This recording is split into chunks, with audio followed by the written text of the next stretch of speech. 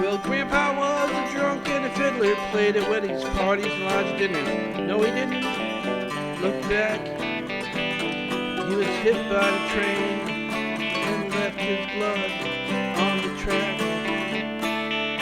He didn't care about yesterday or tomorrow, just never gave a heck. Left his blood on the track.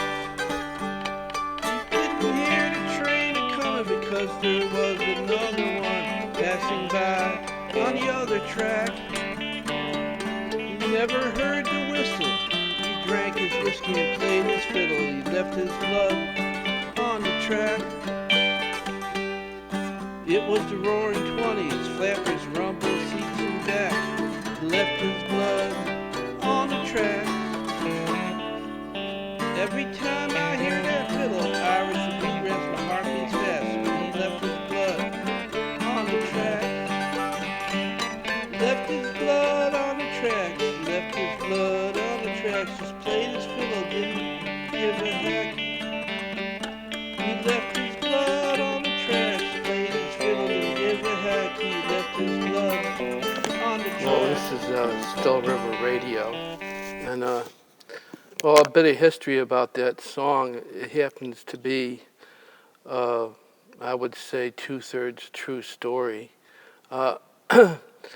My mother told me that my great-grandfather was a fiddler. He also was a drunk, and he would play at parties and lodge dinners and weddings, and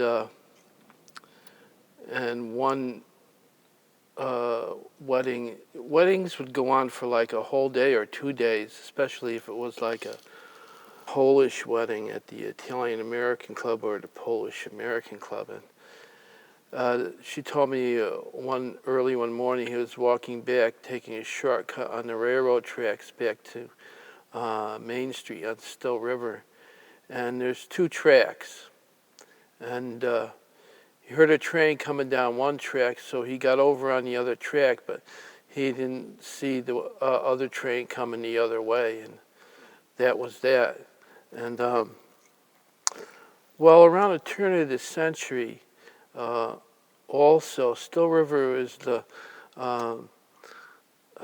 favorite son composer of Still River is Charles Ives, and he lived in town, and then he lived outside of town a little bit in a little town next to Still River, and it just so happens the last 3 years of Mark Twain's life, they lived quite near each other in the town. Matter of fact, they knew each other. And Charles Ives married the daughter of Reverend Twitchell, who was a good friend of Charles Ives when Charles Ives lived in his Hartford mansion. And the story goes, Reverend Twitchell's daughter used to play around in Charles Ives' house with his kids.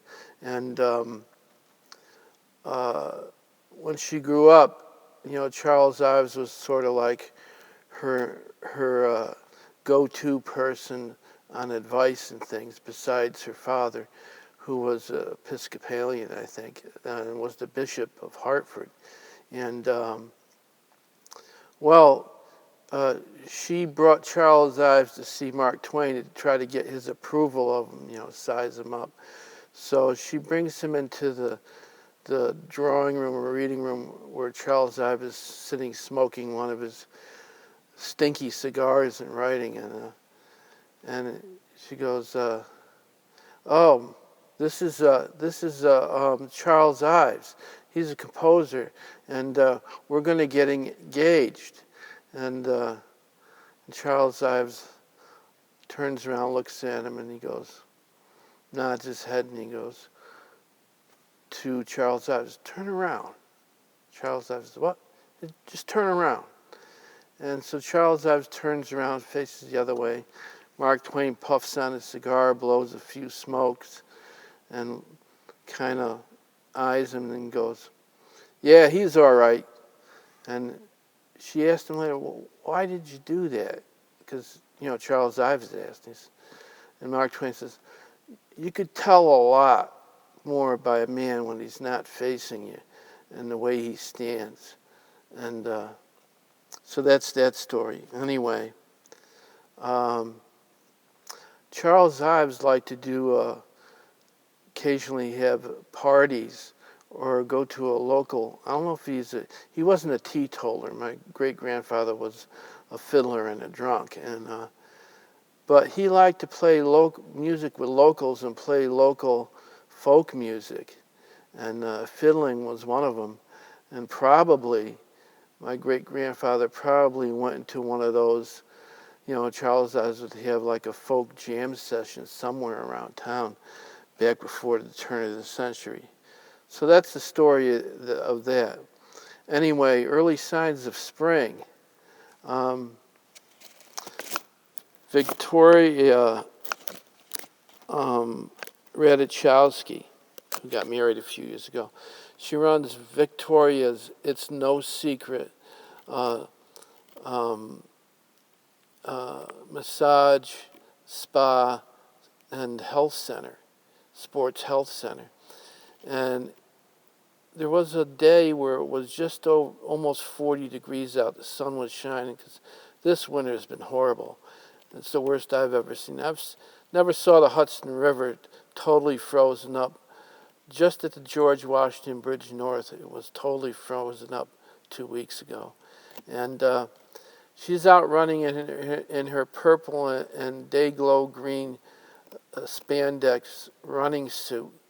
And Victoria can turn heads, to say the least. She has shocking red hair, and when she runs, it's like something 2 steps beyond grace and motion. And, she's running past the parking lot. She goes out and runs at the local public golf course. She's running the parking lot. There's snow piles around. And Joe Krakovich, who works on the grounds, just got his pickup truck out, and he's surveying. Golf season's supposed to open up April 1st. It doesn't look like it's going to happen. And, she goes flying by. He turns his head, and he's only going about 5 miles an hour in a parking lot. And he smacks into the back of Allison Misnicky's, Ford Fairlane. And Allison's sitting there in the parking lot because she's very distraught. She's been divorced 2 years, and she's been through therapy, and she's sitting there she just had an argument with a girlfriend on why she's not dating yet, and she's complained that she wasn't ready yet, and the girlfriend says, "No, you're ready."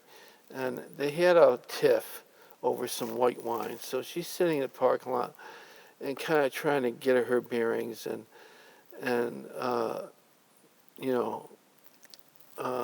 Joe Krakovich hits the back of her.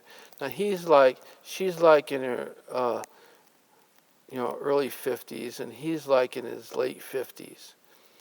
And they never met each other before, though they both lived in Still River.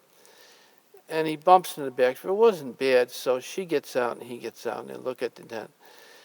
And, she sees him, and he sees her. They're both staring at each other, wondering what to say, because they're both transfixed all of a sudden. Spring is in the air already. And Joe is ready, and all of a sudden it hits her, she's ready. And immediately they knew. It was like, subliminal intelligence beyond the conscious level. And the connection was made. And he goes, "Oh, I'll get it fixed in my garage for you free. It's only a small. Oh, don't worry about, you don't have to do it. I'll take care of it. And they start talking. And they go out for some more lunch and white wine. And 6 months later, they tied a knot. So spring is in the air already. Still River Radio.